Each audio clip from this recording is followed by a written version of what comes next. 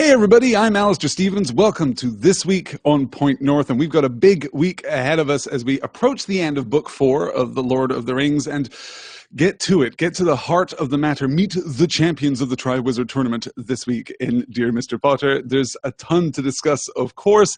Most importantly, of course, and most immediately, as I'm preparing today, as I'm already working hard this morning, most importantly, I have the final session of my Between Worlds class tonight. My exploration of fairy, of folklore, of fantasy. It has been a really fascinating journey over the course of the last 5 weeks. This week, we're concluding with our thoughts on the modernization, the Disneyfication, and the post-Disneyfication of fairy tales. That is going to take place tonight as we discuss Snow White from 1937. We're discussing the Disney adaptation of The Little Mermaid, which is a really fascinating film, not just as a fairy tale, not just as a piece of folklore, but as a signpost, a marker for what Disney was at the time and would ultimately become. And of course, we're going to delve into Neil Gaiman's fantastic Coraline to look at the post-Disney response to fairy tales and to the use of capital F fairy in modern juvenile fiction. Coraline is, God, it's just a lovely book. It's just rich and deep and compelling, and I've been sinking into that again over the course of the weekend. So I'm eagerly awaiting that discussion this evening. If you're registered for the Between Worlds class, that will be taking place at 9 p.m. Eastern, 8 p.m. Central this very evening. Stay tuned. You should have an email with the class link in the very near future. If you have missed out on the Between Worlds class, don't worry. The downloadable version will be available probably on Wednesday. It's probably going to take me a couple days just to get all the files in order and make sure that everything is ready to go. But you'll be able to download all 6 live class discussions in video and audio formats, all of the slides and the notes, all of the texts, at least those texts that I'm legally allowed to share because they're in the public domain, and our discussion of the 1999 adaptation of A Midsummer Night's Dream, which was a really fun discussion, a live commentary track, I suppose, for A Midsummer Night's Dream, which was a ton of fun too. So if you haven't yet had the opportunity to take part in the Between Worlds class, stay tuned. It'll be available later this week. We are then on Tuesday evening at 10 p.m. Eastern, 9 p.m. Central, moving into Dear Mr. Potter. Dear Mr. Potter 43, entitled We Are the Champions, in which we are going to meet Beauxbaton and Durmstrang. We're actually going to have those schools, the selections, the finest and best students of those schools arrive at Hogwarts in these chapters. And then we get to the eponymous Goblet of Fire, I suppose. That's chapters 15 and 16 of Harry Potter and the Goblet of Fire, Beauxbaton and Durmstrang, and of course, the Goblet of Fire. That's going to be a really interesting discussion, not least of all because we get the opportunity to really delve into different varieties of heroism and exceptionalism, right? For the first time in the span of the Harry Potter series, Harry is actually going to be challenged on his home turf. And that is going to be completely fascinating. Then on Thursday evening in There and Back Again 52, which I have entitled Tales Never End, we get to talk about chapters 8 and 9 of Book 4 of The Two Towers, of Book 4 of The Lord of the Rings, The Stairs of Cirith Ungol and Shelob's Lair. That reading is going to end in a very dark place, and then, of course, next week we're going to pick up with the actual end of The Two Towers. We'll pick up with chapter 10 of The Two Towers, The Choices of Master Samwise. But this week, as I've said before, if you guys are inclined to place a wager on whether or not I will openly weep during a session of There and Back Again, this is a good bet. This week is a good solid week for that wager to pay off because we're mostly going to be talking about Frodo and Sam. We're going to be delving into that conversation about stories, which takes place on the Stairs of Cirith Ungol and is, for my money, the best part of the book, is just the most heartbreaking, beautiful, poignant, thoughtful, philosophically profound part of The Lord of the Rings. I can't wait to discuss that in some depth. And then on Friday, we're wrapping up A Wrinkle in Time. We're probably wrapping up our discussion of A Wrinkle in Time in the Patreon-exclusive book club. That has already run one extra session. I'm looking at the last 3 chapters. Chapters 10, 11, and 12 of Madeleine L'Engle's fantastic seminal fantasy novel, A Wrinkle in Time, and we may need to take an extra session, is what I'm saying. So we'll see how that all works out. But hey, stay tuned for that and for more. All of this, of course, is available over on pointnorthmedia.com. You can head on over there now. I've already posted the schedule for the week. You can also find the links on pointnorthmedia.com to the calendar, which you can subscribe to and get on your device of choice. Or you can subscribe or follow, I guess is the preferred terminology here on Crowdcast. You can follow all of the work that I do here on Crowdcast by visiting crowdcast.io/pointnorth North live and clicking the follow button. I think there may even be a follow button if you're watching this video live somewhere here in your user interface. I'm not entirely sure where it is because I can't see it. Of course, it's very difficult for me to follow my own thing, but here we are nonetheless. So a ton to look forward to. Ethan joining us here saying, okay, so I couldn't make DNP last week and I have a bit of a beef. It may not have been discussed in the chat, but why was Neville's melting cold not further discussed? Percy warned us it would happen. Why did no one listen? It's those cheap, shoddy imports, right? I had never put that together, Ethan, but you're absolutely right. You know what? Percy Weasley fighting the good fight for wizarding students all over the United Kingdom. Yeah, that's interesting. It is... I think in part, right, to take what may have been a slightly, facetious question very seriously, as is my way, I think the reason that I'm not thinking about Percy Weasley and thinking about the Ministry in that section of the book is that we turn so hard back to life at Hogwarts. This is very much a first book, second book kind of perspective on Hogwarts. And that's deliberate. That's purposeful. We get in, not last week's reading, but the week before, we got that's survey of life at Hogwarts, I suppose, where we visit, we have, an indication of potions class, and then we have an indication of care of magical creatures, and then we have an indication of divination, and we see how all of the classes work, how Harry is settling once more into his academic schedule, even though he's doing so with markedly less enthusiasm than normal. But yes. Let me see here. Oh, Becca's saying that she brought it up. I'm sorry. I must have missed that in the chat. But defensible, Becca. Absolutely defensible. See, Becca just conducting her own side textual podcast here in the Crowdcast chat and doing beautiful work at it. Yes. Good. Becca's also asking if we can just talk about A Wrinkle in Time forever. We're not done, of course. We will be talking about the movie adaptation of A Wrinkle in Time, about which I am very excited, or at least about which I am extremely hopeful.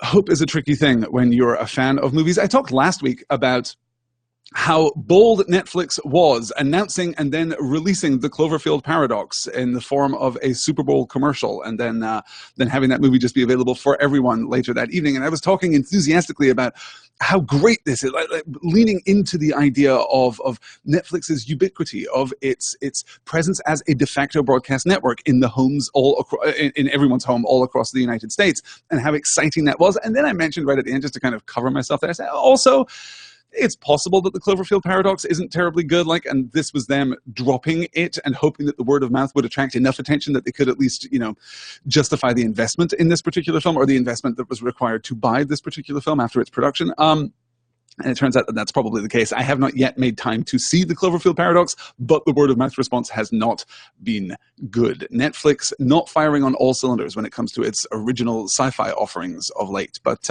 I'm going to watch it. I mean, I have to watch it because it's a Cloverfield movie, and I am in for Cloverfield movies. So at some point this week, I'll watch that. Maybe I'll do a little spontaneous live broadcast to talk about my thoughts on that movie after the fact.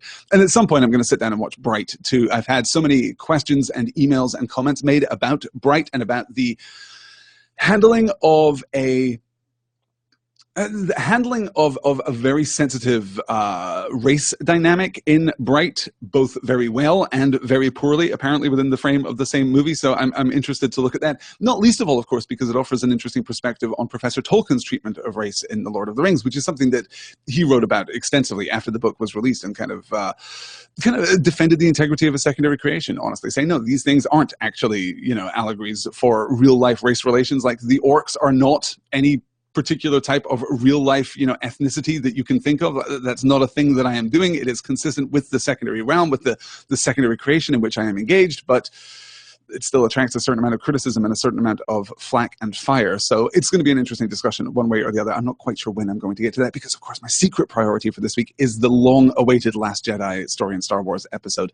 Stay tuned on Wednesday. You'll notice I don't have anything scheduled for Wednesday this week. So yeah, just stay tuned. I can't think of a better way of spending Valentine's Day 2018 than working on Story in Star Wars, and finally getting that out to you all. And also outlining, sketching, scheduling the next handful of episodes for Story in Star Wars. I think I'm going to have, as of right now, I think I'm going to have 2 more Story in Star Wars episodes after the Last Jedi episode before we get to Solo. So this is going to be a more frequent production, which is actually one of the reasons that the Last Jedi episode is taking longer than I wanted it to, is just that A, scheduling is really tough, you guys. And I'm also engaged right now in the Excelsior commentary series for The Road to Infinity War, where we're watching every single movie and offering commentary tracks on that. The commentary track for Captain America: The First Avenger was just released on Saturday night because we had to reschedule some recording there.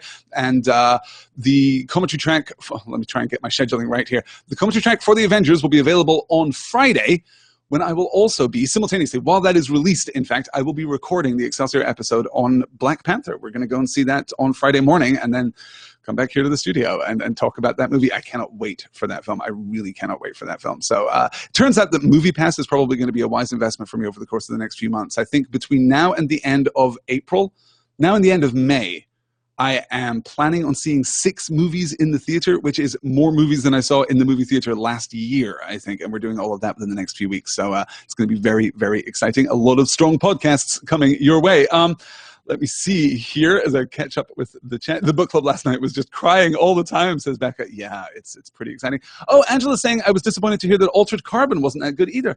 I'm disappointed in that. Altered Carbon, I bounced pretty hard off of the book, but I was really interested in the ideas. So I'm a little disappointed that that hasn't worked out. That certainly is consistent, I suppose, with the lack of an overwhelming critical response that I've seen online. So, the evidence of absence is not the absence of evidence, or vice versa. But yes. Jenna's asking, has anyone been watching Altered Carbon? Yeah, no. Oh, Ethan's asking, speaking of sci-fi on Netflix, did we ever discuss Stranger Things? Ethan, Stranger Things has been on my list of topics to discuss for the longest time.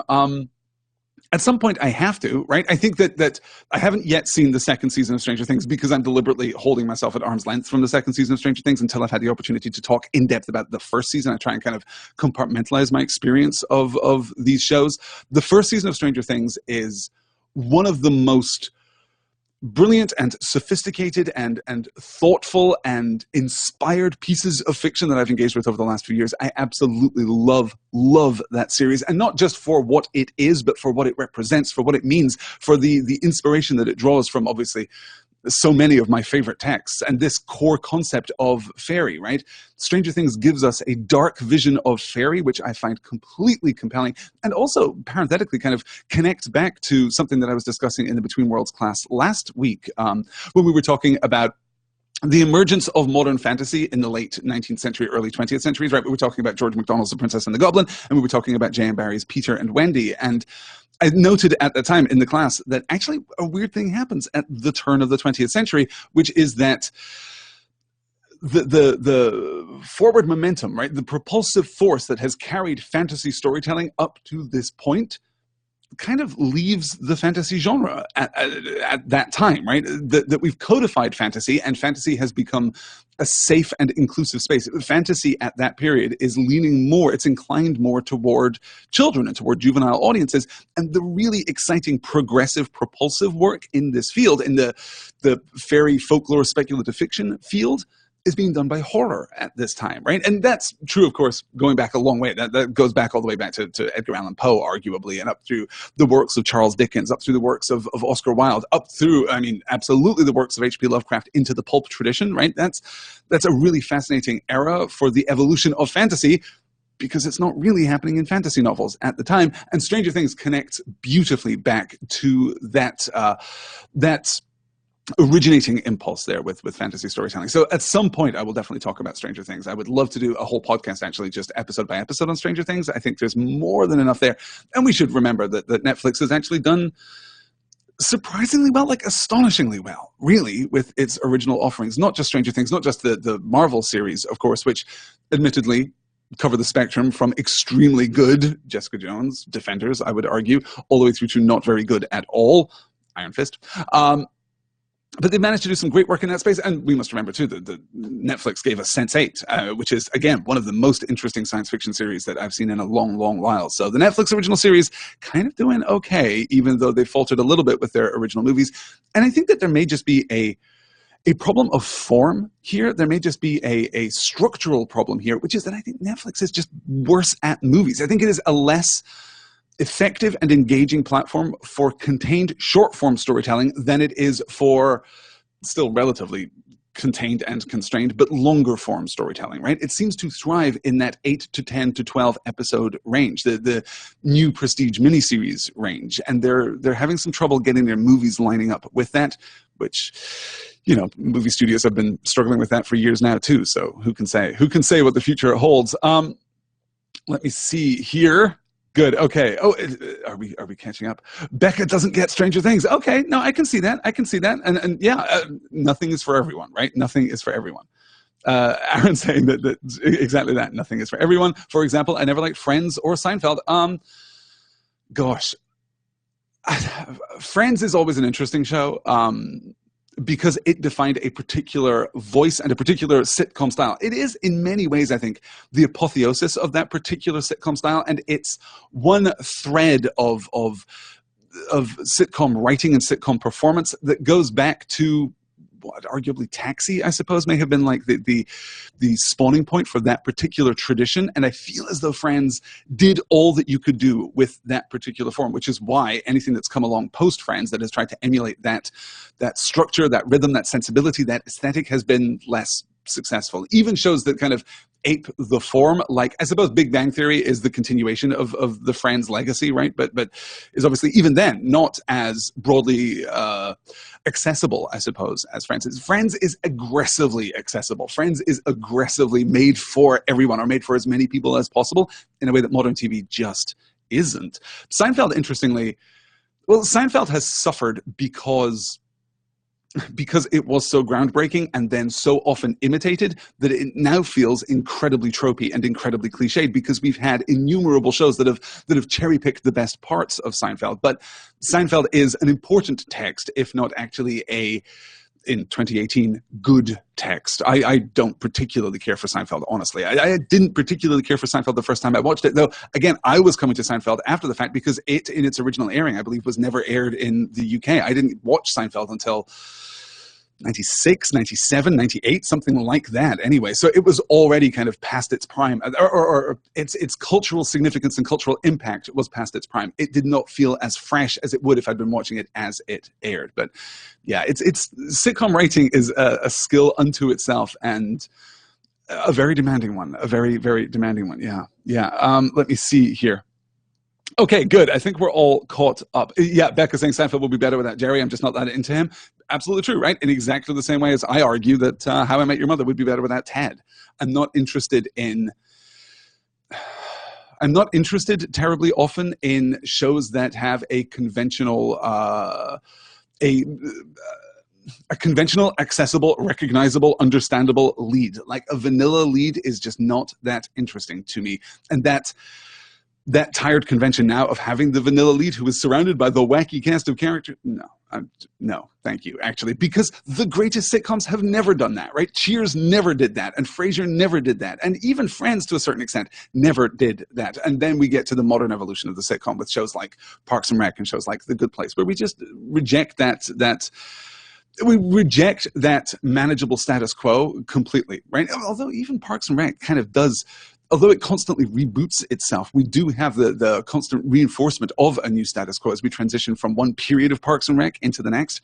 It's really interesting. And of course, I now need to catch up with The Good Place. That's on my list too. All right. Ted is the Ross of that show, but I would watch Neil Patrick Harris do anything. Read his book. It's gorgeous. His book is fantastic. Everything that Neil Patrick Harris does is magical and gorgeous and glorious. What was the YouTube show that he did with the Henson Workshop? Neil's Puppet no, I'm thinking of Harry Potter Puppet Palace. Neil's Puppet Dreams, is that what it was called? It was really great. I think they only ever did one season of it on YouTube, but it's very, very good, and I like it a lot. Yeah, he's incredibly charming. And of course, yes, Dr. Horrible, and Alexis calling out that she loves Neil Patrick Harris. Jenna just chanting NPH, NPH, NPH, which, yeah, fair. It's like a fair response, I think. He's just fantastic, just genuinely lovely. Okay, so I'm winding down now, and I'm going to do something unusual, which is I'm going to just share a thought that I had this morning and kind of wax poetic and lyrical about this, because I did something very unusual this morning, right? I woke up this morning with a clear and powerful memory of a dream that I had last night. And that doesn't happen terribly often for me. I don't remember my dreams terribly well, and they generally don't linger with me into the day. And don't worry, I'm not going to recount my weird dream that I had last night. I'm going to give you instead an image which I found to be enormously powerful, because last night, friends, I dreamed of snow.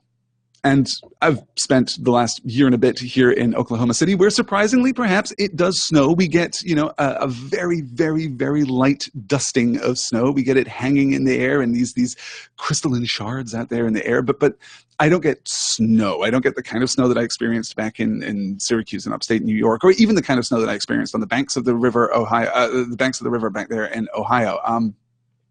And snow for me has always been magical. And what I realized this morning, thinking about it, is that, or what was reinforced to me, what was emphasized to me this morning, thinking about these thick drifts of snow, is the way in which snow gives us what a good story gives us. One of the great virtues of stories, as Professor Tolkien laid out in his brilliant essay on fairy stories, one of the great virtues of stories and storytelling is this gift of restoration, right? We are presented with something that isn't real, but because it isn't real, we are not jaded to it. We are not familiar with it. We are not possessed of that contemptuous familiarity, which we so often bring to the real world, which I think we strive not to bring to the real world, right? With a defiant desire to enjoy the world. Sometimes we can struggle against that, but there's only so much that you can do, and the most wonderful places and the most wonderful experiences can become dulled with repetition and familiarity, and strong stories can remove that. They can lift the scales from our eyes and open us up once more to awe and to wonder. And snow does that for me. Snow, when it falls in thick, deep drifts overnight and changes the world, recontextualizes our experience, it forces us to engage with the world again anew. It forces us to see the world as it really is, as it could be, not just the snow, but the shapes, the underlying shapes, the geography and the detail that is highlighted by that new fall of snow and the new ways in which we have to interact with the world. You don't think twice about walking to your local corner store to pick up a newspaper, or driving to the grocery store, or going to hang out with a buddy, going to spend a very pleasant hour having coffee and talking about the world. You don't think about those things ordinarily because you don't have to. But when the snow falls, every experience is renewed. Every experience is reinvigorated and made fresh once more. And obviously, I've just been thinking a lot about the romance of snow, been thinking a lot about the ways in which, metaphorically, snow is a story told by the sky to the earth. And stories are renewing, stories are restorative in that very powerful sense. And hey, we can all use some restoration from time to time. So that's a thought that has been occupying my mind this morning. Thank you for indulging me so much as I share that. Yes, Becca saying, it's snowing right now. I'm super into this. Yeah, for cleansing and renewal and seeing things fresh. Yes. Lynn says, I love snow. Makes me feel like a child again, feeling wonder for the world. Yeah, that's exactly it. That's exactly it. Sosa Sundar says, snow, I like seeing it on the mountains from the window, which I have wide open to catch the fresh sea breeze that refreshes the morning air. Gorgeous, Aaron. Wonderful. Yeah. Jenna's saying it was snowing all weekend, and I'm kind of over it. I wish I wasn't, but I am. It is a beautiful thought, though. Yeah, it isn't.